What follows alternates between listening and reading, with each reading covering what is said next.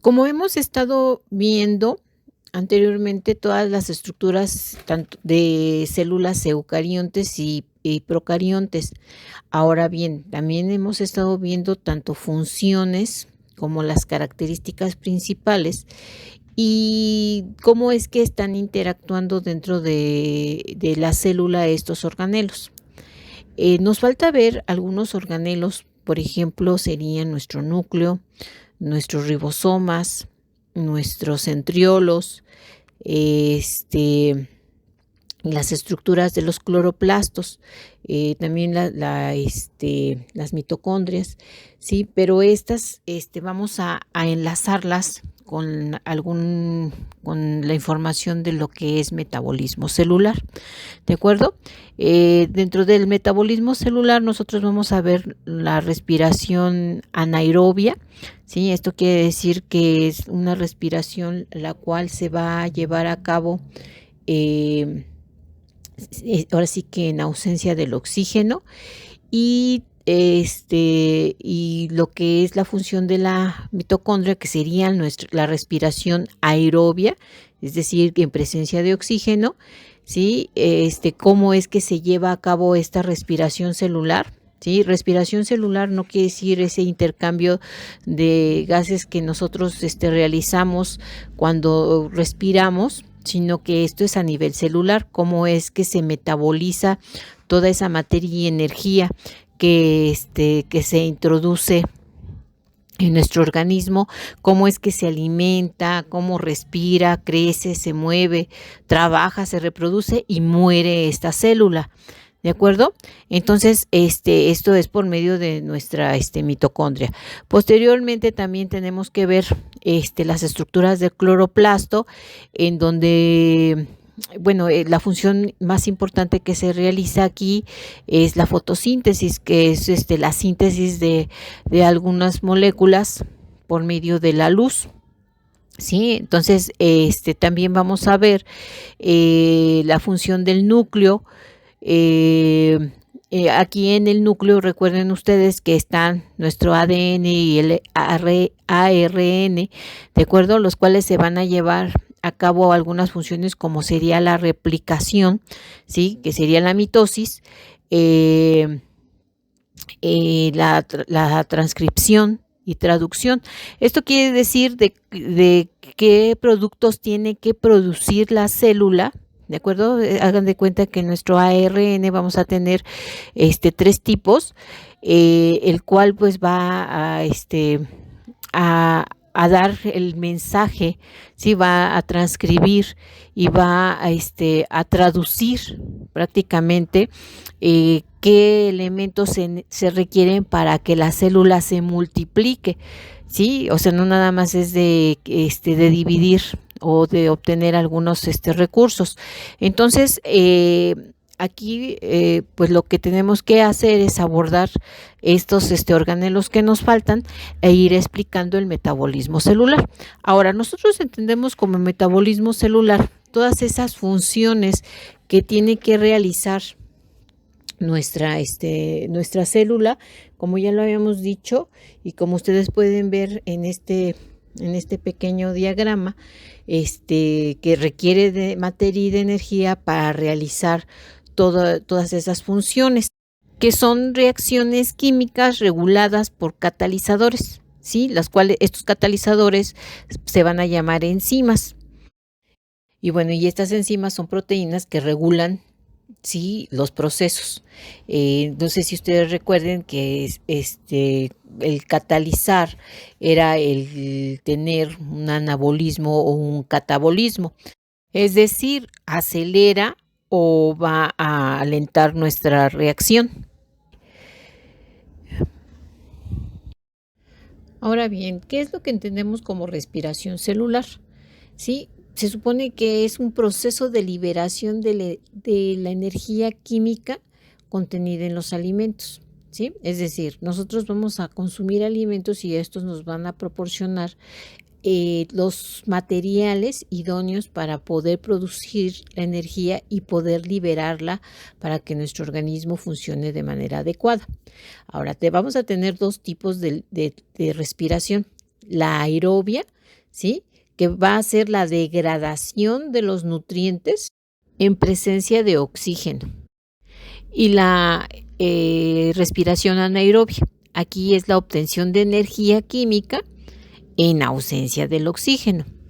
Ahora bien, la respiración aerobia va a tener 3 procesos, que sería la glucólisis, ¿sí?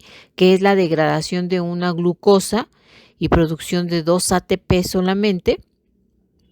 Y esta glucólisis es muy parecida tanto en la respiración aerobia como en la anaerobia.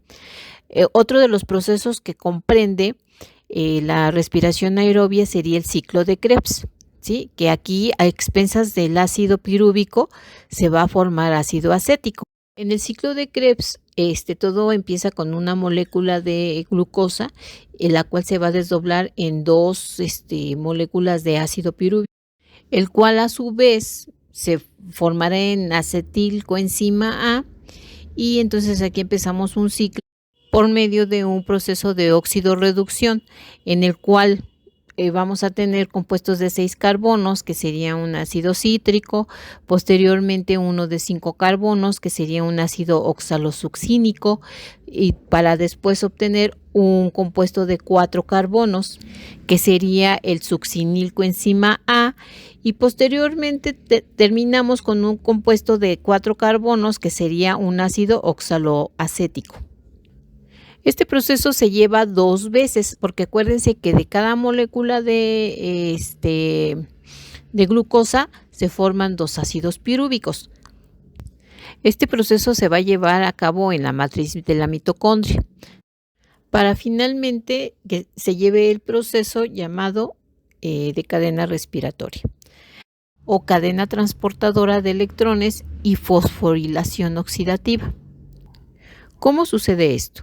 Todas las reacciones que se van dando en cadena queda capturada como energía en una molécula de ATP, para que posteriormente el metabolismo de la célula lo pueda ocupar. Ahora, esta energía se va a obtener de reacciones que el hidrógeno va a originar cuando va siendo desplazado de una forma ordenada. Entonces, si ustedes se acuerdan que en el ciclo de Krebs iban siendo descarboxilaciones, ¿sí? De pasar de un producto de 6 carbonos, pasa a uno de 5 y posteriormente a uno de 4, ¿sí? Y eso permite que el hidrógeno que se va liberando pueda ser desplazado por los distintos transportadores o aceptores de hidrógeno, hasta llegar hasta el final por un aceptor, que es el oxígeno, que va a formar agua finalmente.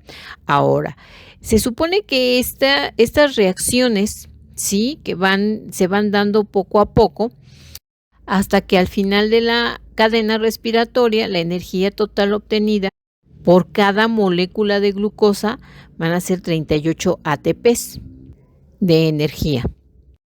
Bueno, y resumiendo la respiración aerobia, vamos a tener que al final de los 3 procesos, que sería glucólisis, ciclo de Krebs y cadena respiratoria, nosotros vamos a tener una energía total de 38 ATPs, más un producto secundario que sería el agua.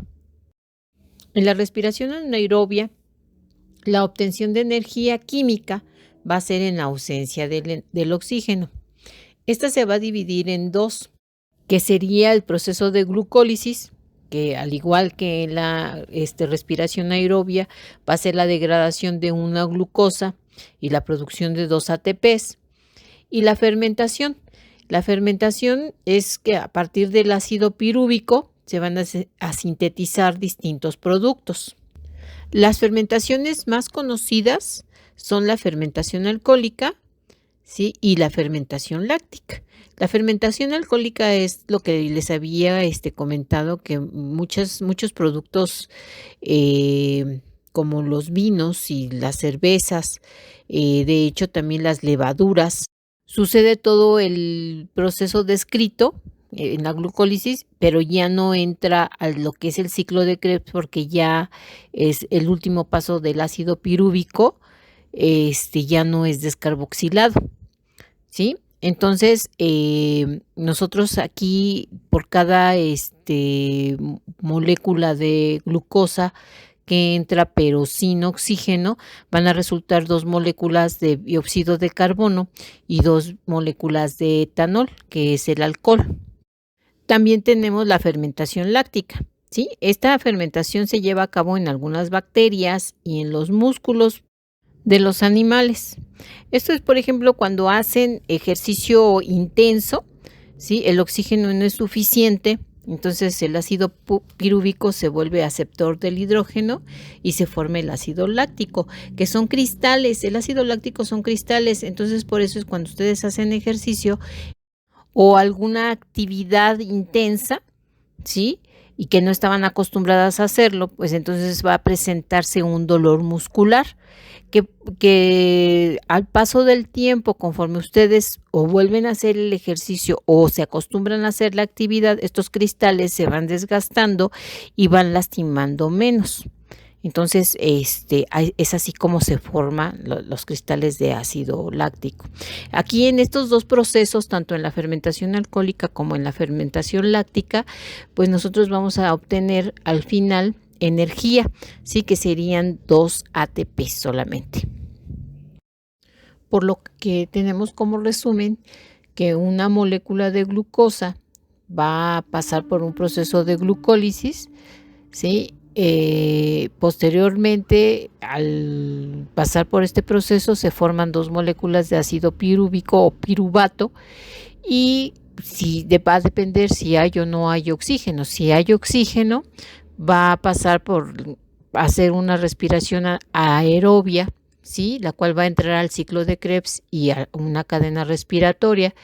Y si hay ausencia de oxígeno, va a ser una respiración anaerobia y que va a pasar al proceso de fermentación. La respiración celular aerobia se va a llevar a cabo en la mitocondria, ¿sí? La mitocondria tiene un origen que se explica por medio de la teoría endosimbiótica, que es aquella la cual nos dice que hace más de 2000 años, antes de que la mitocondria fuera un orgánulo o organelo de la célula, era una bacteria libre que nadaba, ¿de acuerdo? Esta bacteria era aeróbica, es decir, también vivía en presencia del oxígeno, que en ese entonces acuérdense que el oxígeno era tóxico, ¿de acuerdo? Entonces, esta bacteria fue engullida, o sea, una célula eucariota, que era una célula nucleada y a su vez anaerobia, la metió a su sistema y entonces estas establecen una relación de simbiosis, o sea, vivieron juntas. En lugar de que ésta la destruyera por medio de sus lisosomas y de su sistema de membranas, esta permitió que la bacteria viviera dentro de ella y entonces la relación de simbiosis consistía en que la bacteria aportaba la capacidad de respirar el oxígeno y en cambio la célula eucariota le proporcionaba los alimentos que ésta a su vez producía. Aquí les reitero nuevamente que todos los organelos excepto la vacuola van a tener una doble membrana. Entonces, aquí la membrana externa, ¿sí?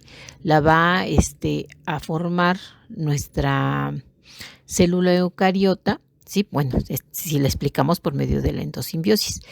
Y las crestas mitocondriales estarán formadas por la membrana interna. Por lo que decimos que las mitocondrias van a tener una forma, tamaño y número variables, ¿de acuerdo? Estas van a estar limitadas por una doble membrana y van a contener enzimas respiratorias. Dentro de las funciones vamos a ver que son productoras de energía o liberadoras de energía, como ustedes quieran verla, porque en ella se realiza la respiración aerobia, es decir, en presencia de oxígeno, y se van a formar moléculas de ATP, ¿Qué es el ATP? Es el adenosín trifosfato, el cual hagan de cuenta que es la moneda de cambio. Nosotros le damos glucosa a nuestro organismo y ellos nos dan el ATP, ¿de acuerdo? Sería la energía que vamos nosotros a utilizar para que nuestro organismo siga trabajando. Otra de las funciones es producción de calor, es decir, la termogénesis, y esta puede ser por ejercicio o por la dieta alimenticia. Otra de sus funciones sería la apoptosis, ¿sí? Que sería la muerte celular programada. Todas las células, ¿sí? Llevan a cabo un proceso que sería programar su muerte y controlarla. Entonces es importante, ya que controla el crecimiento de las células y el desarrollo ya sea del organismo y de sus tejidos. También sirve como almacenamiento de calcio. Sí, acuérdense que el calcio es muy importante para la contracción muscular, para la producción y liberación de neurotransmisores. También sirve para la salud de los huesos. Otra de sus funciones importantes sería la reproducción sexual. Recordemos que en la mitocondria vamos a encontrar el ADN mitocondrial. Este se va a duplicar y se va a transferir por gametos femeninos. Eso quiere decir que va a ser por medio de la madre. La mitocondria va a estar compuesta por varias estructuras, las cuales pues vamos a tener una membrana externa, una membrana interna. Entre estas va a ser un espacio intermembranoso, ¿sí? Adentro de esta va a tener crestas mitocondriales, una matriz. Estas estructuras van a tener una función en específico.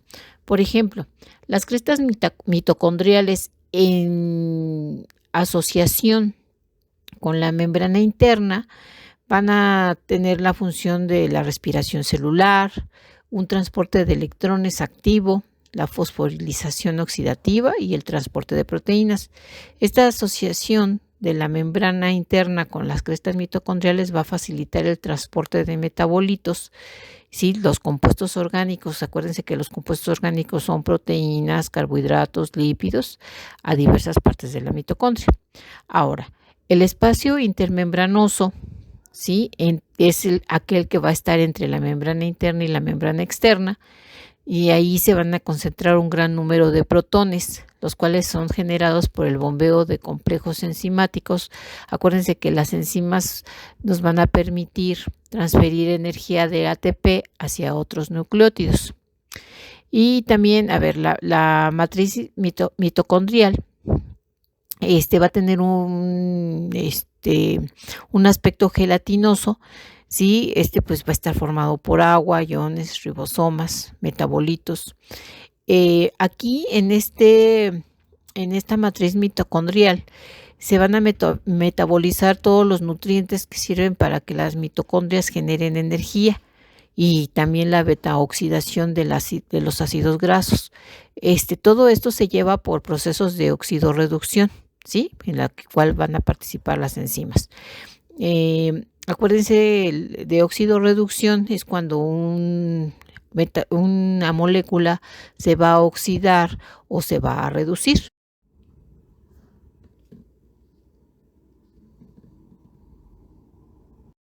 Dentro de la nutrición celular encontramos a la nutrición autótrofa y también la nutrición heterótrofa. La nutrición autótrofa consiste en que el organismo por sí mismo se va a alimentar, y esto se va a llevar a cabo por medio de células que son capaces de fabricar sus propios alimentos a partir de otras sustancias, ¿sí? O de productos inorgánicos. Existen dos procesos de nutrición celular autótrofa, que sería la quimiosíntesis y la fotosíntesis. La quimiosíntesis es un proceso mediante el cual los organismos procariontes son capaces de utilizar energía química en lugar de energía luminosa, como es en el caso de la fotosíntesis, y obtienen mediante la oxidación de algunos productos orgánicos, productos muy específicos para su metabolismo. Ahora bien, aquí el tema que nos atañe sería la fotosíntesis. Este término de fotosíntesis viene de la palabra fotos, que significa luz, y de síntesis, que significa formación. Entonces se refiere a la formación de alimentos en presencia de la luz. Y esto pues, se va a llevar a cabo en células que son fotosintetizadoras, ya sea procariontes o eucariontes y que poseen clorofila. Mediante este proceso de síntesis, las plantas y protistas son capaces de fabricar alimentos en presencia de luz solar, transformando tanto el agua como el dióxido de carbono en productos orgánicos simples. Tenemos que tener en cuenta que la reacción global de la fotosíntesis es prácticamente la inversa a la que teníamos de la respiración, sobre todo porque se refiere a que estos productos utilizados y los finales vamos a cambiar la energía solar por energía química o ATP, porque la fotosíntesis se almacena la energía y en la respiración se libera la energía.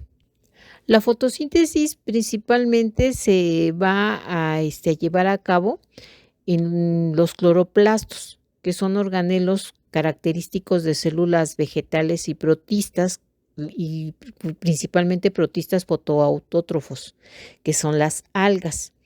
En las células eucariontes la clorofila se encuentra contenida en los cloroplastos.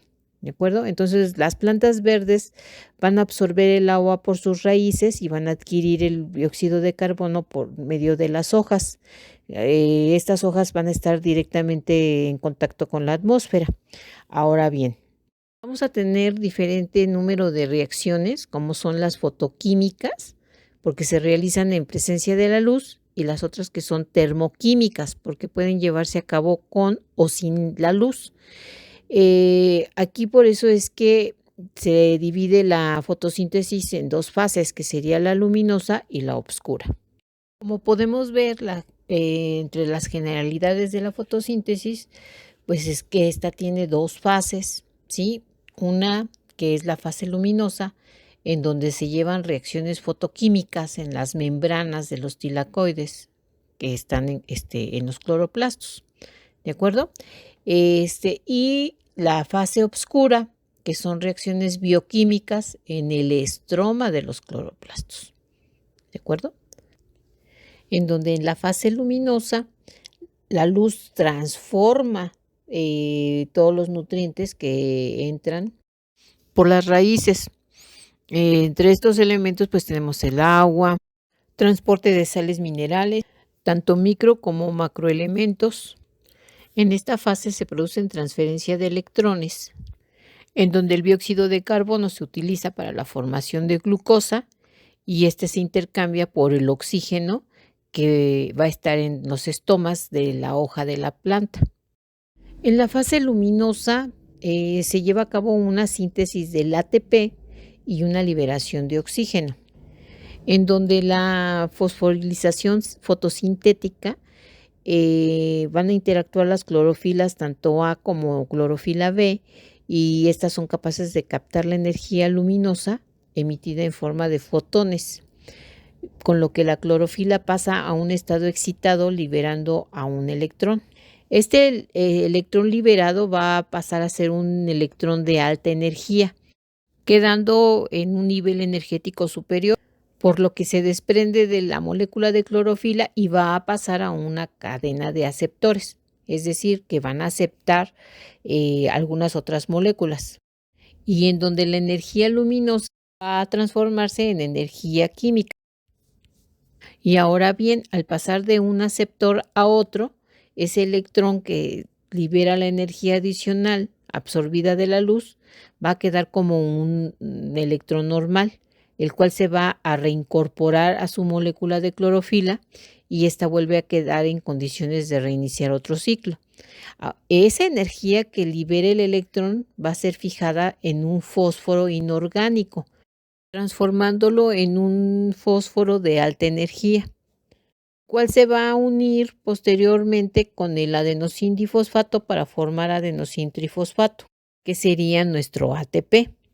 En ese proceso de fotólisis, El electrón va a proceder de la clorofila B y actuar descomponiendo la molécula de agua en hidrógeno o en un radical hidroxilo, para posteriormente, cuando el electrón de clorofila B ya pierde esa energía extra, se va a unir con la clorofila A y esta va a volver a su estado normal, quedando en condiciones de absorber un nuevo cuanto de luz, iniciar o reiniciar otro ciclo más.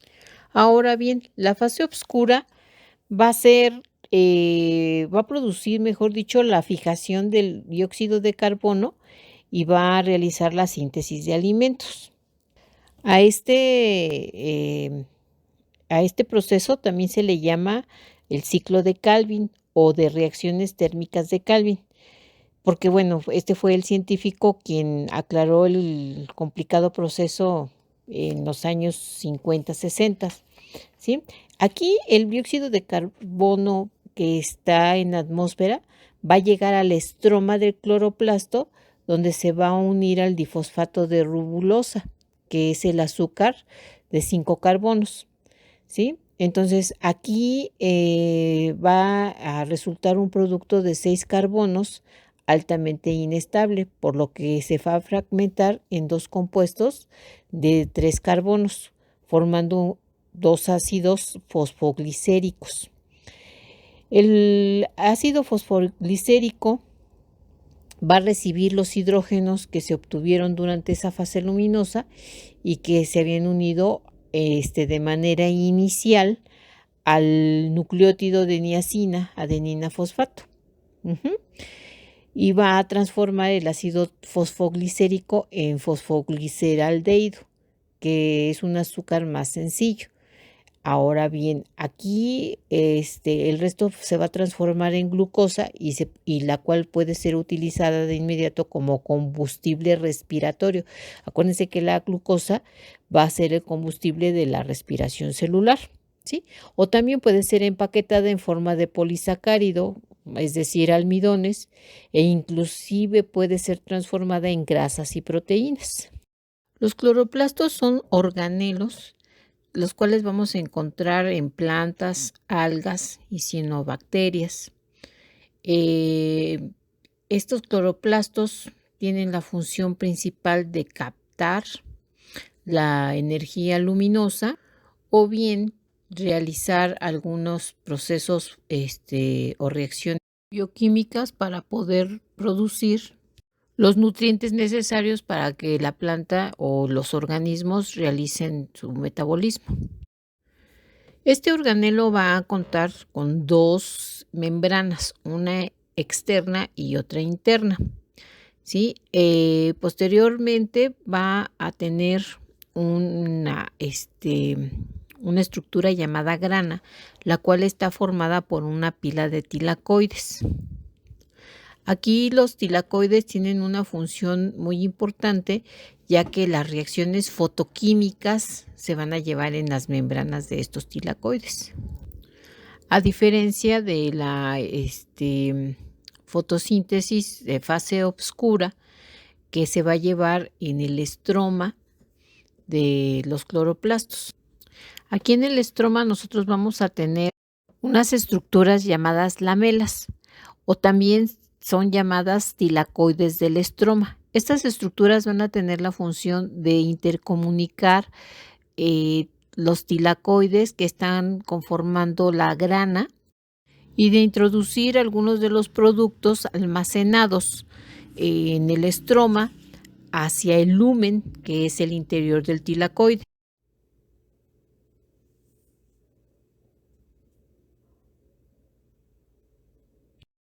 Es importante resaltar que estos alimentos que son elaborados durante la fotosíntesis son la base de la alimentación de todos los seres vivos, por lo que la vida en el planeta solo va a ser posible gracias a la fotosíntesis, ya que los seres vivos van a contar con los alimentos necesarios para su nutrición, ya que si bien recuerdan que en la fotosíntesis se libera oxígeno, el cual es indispensable para todos los organismos de respiración aerobia, y esta función de respiración es la manera en cómo se libera en forma de energía química, la energía que fue captada por los organismos fotosintéticos en forma de luz solar. Ahora bien, vamos a ver dentro del metabolismo celular lo que es la duplicación, la transcripción y la traducción. Estos procesos se van a llevar en el núcleo. Si ustedes pueden recordar que el núcleo es una estructura exclusiva de la célula eucariota, ¿sí? Entonces, a ver, por ejemplo, pues las características que tiene, pues que es una estructura redonda, la cual puede tener diámetros que van desde las 2 hasta las 20 micras, así como todos los organelos van a tener una doble membrana, ¿sí? Compuesto de una membrana interna y otra externa. Y una de las funciones principales es contener el material genético que tienen todas las células, ¿de acuerdo? Y también controlar el paso de algunas moléculas por su membrana y controlar y regular la genética y la división celular. Nosotros vamos a, dentro de lo que es la división celular, vamos a tener dos procesos que serían la mitosis, ¿sí? Que se da en células somáticas, prácticamente estamos hablando de procesos de crecimiento, de reparación de tejidos, desarrollo y reemplazo de células muertas, ¿sí? Y también vamos a tener la meiosis, ¿sí? Que la meiosis es una división en células gaméticas. Prácticamente estamos hablando de un proceso de fecundación de células. Los gametos, pues ya sabemos cuáles son, que son células reproductoras, que son óvulos o espermatozoides, dando origen al desarrollo de un nuevo ser. En la mitosis vamos a tener células diploides, ¿sí? Con una carga de 2N, ¿sí? Van a ser 46 cromosomas, y vamos a tener 23 pares, ¿de acuerdo? Y posteriormente en las células gaméticas que se va a dar la meiosis, vamos a tener solamente células haploides con una carga N, solamente con 23 cromosomas. Acuérdense que como son células gaméticas, van a aportar 23 cromosomas cada uno de los padres para formar las 46 cromosomas al final. Dentro de la estructura del núcleo, pues vamos a tener la cromatina, ¿sí? Que es el ADN o las proteínas que están asociadas, las cuales van a formar los cromosomas.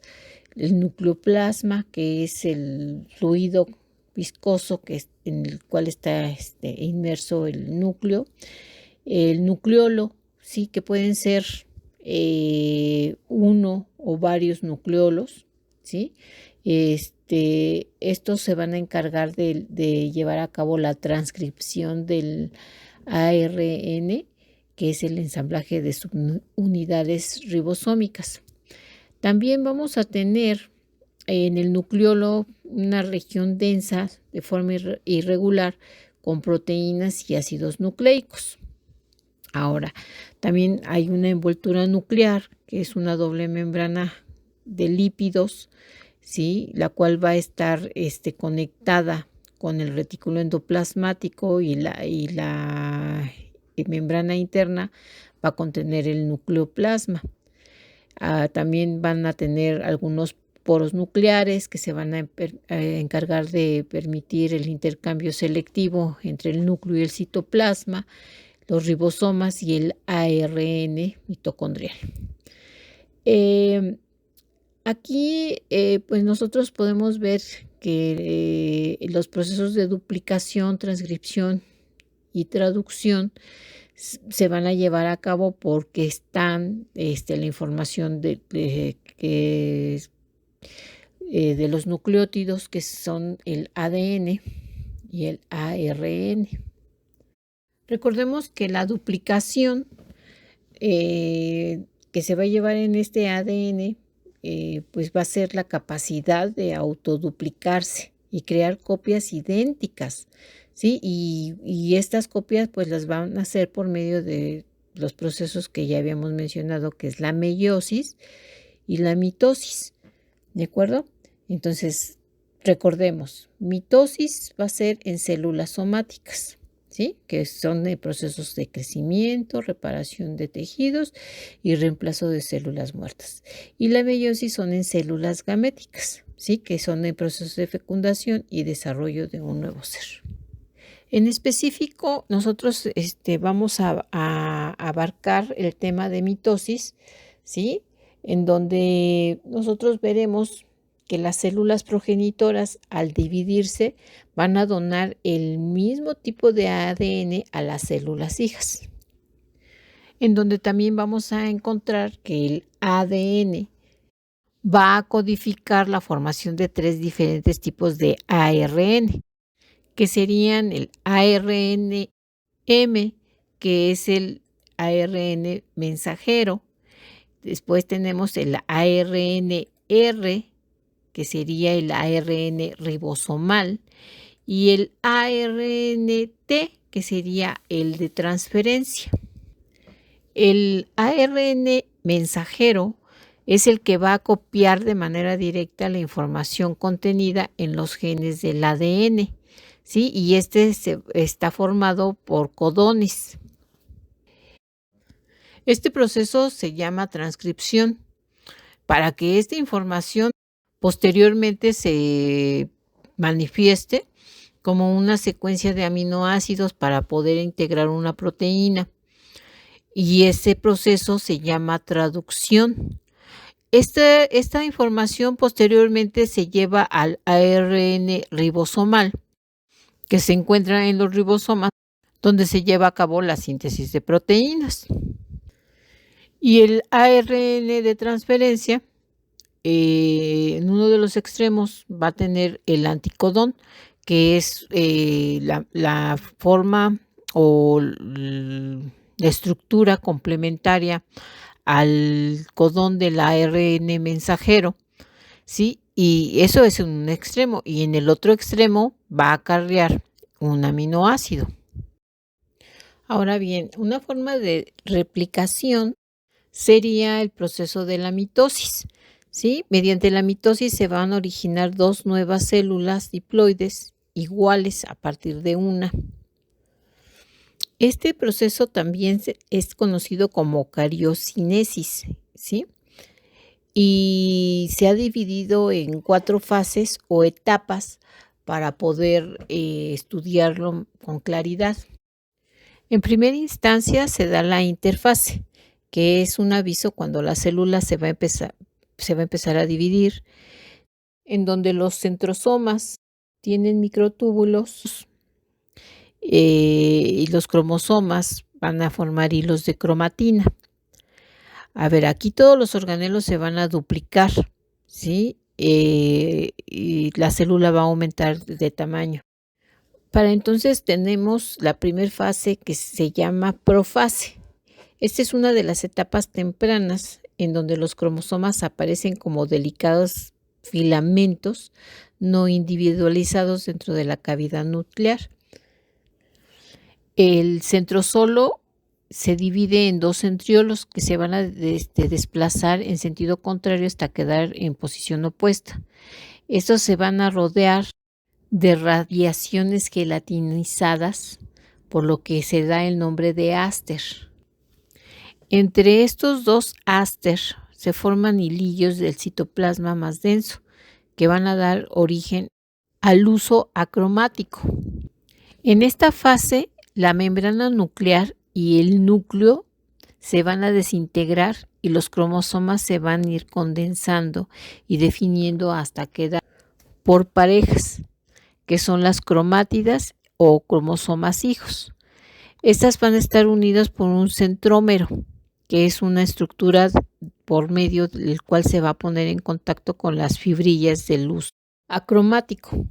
En la segunda fase, que se llama metafase, las parejas de cromátidas se van a encontrar distribuidas irregularmente, pero por medio del centrómero se van a deslizar hacia la parte ecuatorial del huso y van a formar una estrella madre o placa ecuatorial.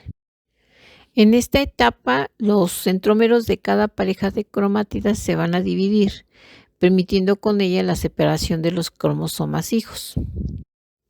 Ahora bien, en la anafase, sí, que sería la tercera fase de la mitosis, vamos a tener cantidades iguales de cromosomas, los cuales se van a deslizar por medio de su centrómero, ¿sí? Para formar dos lotes idénticos de cromosomas que van a formar las llamadas estrellas hijas o placas polares.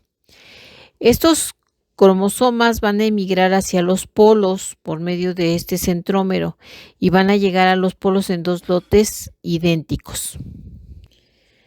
Ya en nuestra cuarta fase, llamada telofase, las fibrillas del huso van a empezar a desaparecerse. Posteriormente también se van a desintegrar los záster de cada extremo. Los cromosomas que formaban las estrellas hijas van a volver a tomar el aspecto indiferenciado y se van a rodear de membrana nuclear. También van a aparecer los nucleolos. Los cromosomas que formaban las estrellas hijas vuelven a tomar aspectos indiferenciados y se van a rodear de membrana nuclear. Entonces, aquí se van a integrar los núcleos de las células hijas que quedan formadas al dividirse también el citoplasma de la célula madre, en donde finalmente las células se van a dividir y vamos a obtener células diploides. Recordando que al inicio del proceso, todo el material cromosómico y citoplasmático se duplicó